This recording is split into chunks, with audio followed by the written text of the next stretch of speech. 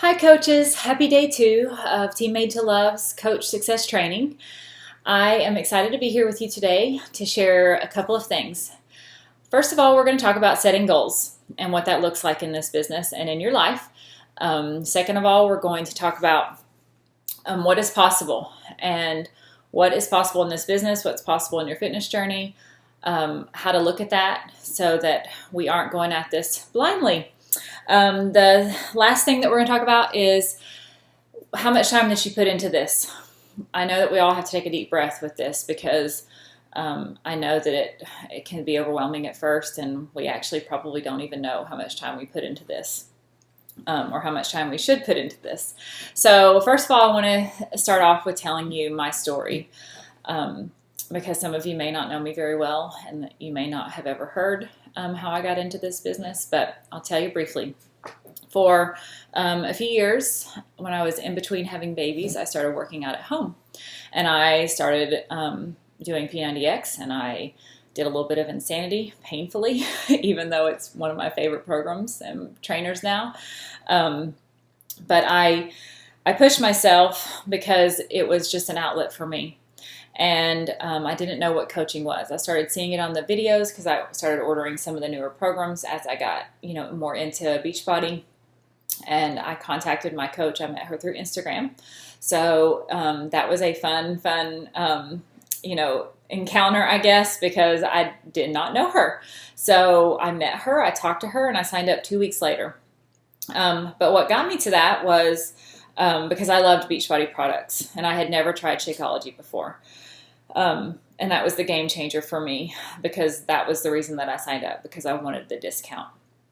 I didn't understand fully when I signed up what coaching was or what it really meant.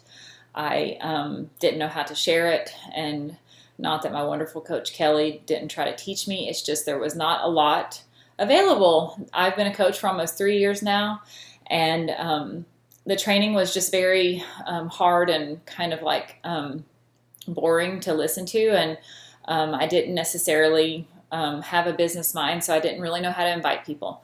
But I sure love to talk to people. I am an introvert by nature, but I absolutely love to talk to people one-on-one or on the phone, and it gives me joy to do that. So little by little, my doubts started going away because I started doing personal development. So I will share with you how important that is.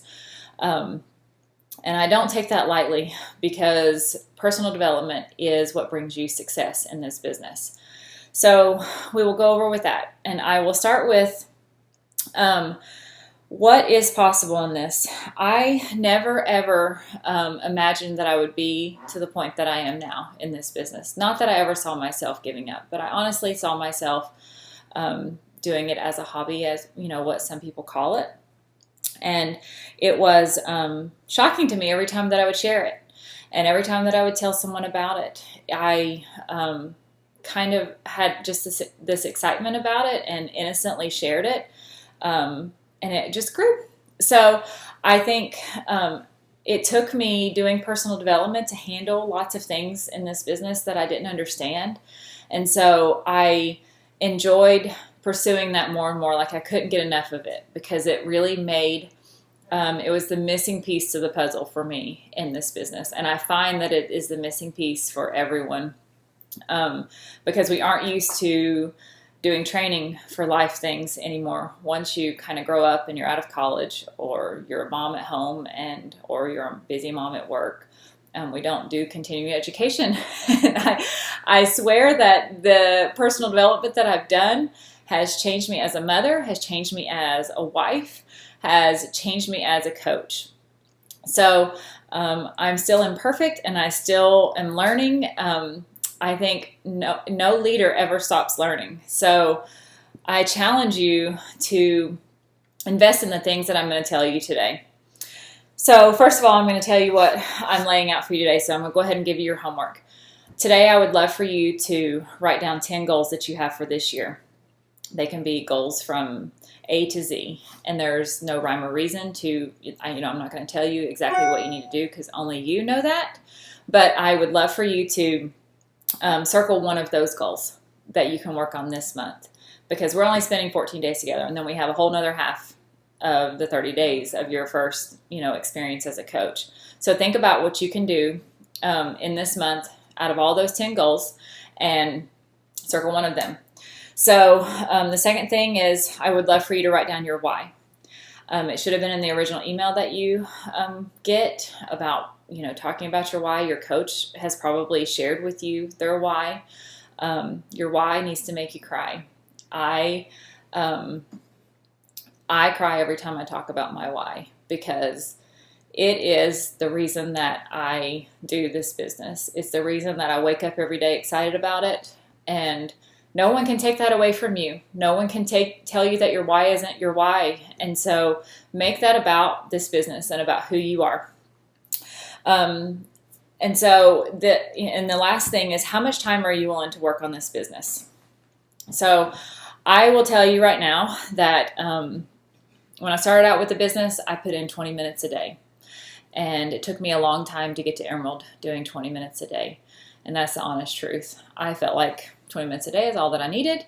I got my workout done. I did my own thing. I did stuff with the kids. I homeschool my kids. But to be honest, to build this business, to get, my ultimate goal was to get my Shakeology paid for and to be able to pay for my husband's, just so we didn't have it coming out of our pocket, and it would be nice to just, think that we had that covered each month. But it didn't happen as soon as I wanted it to. And the reason is because I wasn't fully invested in it. I was not fully invested because 20 minutes a day, if that's all you want to invest, you can get there. It might take a little bit longer. So think about how much time that you're willing to invest in this. Right now, I usually try to ask my coaches to get up early in the morning because a lot of my coaches work full-time jobs, and a full-time job could be considered being a stay-at-home mom because I don't take that as being lazy and that you have nothing else to do because I'm living in it, so I know. But, I get up early and I check in with people, and I do some of my contacts early in the morning. I even look for new contacts early in the morning because my brain is fresh and I feel like I can think about things clearer and think, maybe this would be a great person that I can chat with, or maybe not. Late at night, I feel a little bit tired, and so sometimes it can be the easier time to respond to messages, but it's great to have a power hour. So if there's a way that you can put in an hour a day, up to 2 hours, you will build your business faster by doing the things that I'm going to be teaching you in these next 14 days. So think about how you can get that hour in, whether it's 20 minutes in the morning, something at your lunchtime, or when your kids are taking a nap, or after your kids go to bed at night, or even if your kids are watching a movie or something. But here's one thing that I teach all of my coaches that I am a full believer in, that we need to have priorities. And if you have a family and you have a husband that are counting on you, this business does not take priority over that. Yes, it's okay for moms to have a business at home and for them to take some time and work on that. But not that I'm asking you to do 12 hours a day, because I would never do that myself. I would never ask any of my coaches to do that. So think about how much time that you're willing to put, and if it can be inconsistent each day like it was for me in the beginning, because my daughter was barely 1 year old, and so I still had a baby, and it was hard for me to figure out a time, but I put it in wherever I could, whether I was filling up the sink with dishwater to wash dishes, and I could send out a quick invite or send out a conversation message just to connect with people. So think about how you can make that happen and do it every single day. Even Saturdays and Sundays, if you can get up a little bit earlier than your family, if you're getting, Sunday morning breakfast in, think about some times that you can get that done on the weekends, whenever you possibly can. The purpose of doing that is so that you can reach your goals faster. No other reason than that. The second thing that happens when you're working every day is you're pushing your own self and your own fitness journey, because nothing speaks more volumes than you pushing yourself in your own journey. So your homework today is writing out your 10 goals and circling the one that you can work on this month, whether that's getting organized and devoting special time to this business, or whether it's starting to read your first personal development book, whatever that is. Second thing is to write out your why, and to write that out, take a picture of it, and send it to your coach.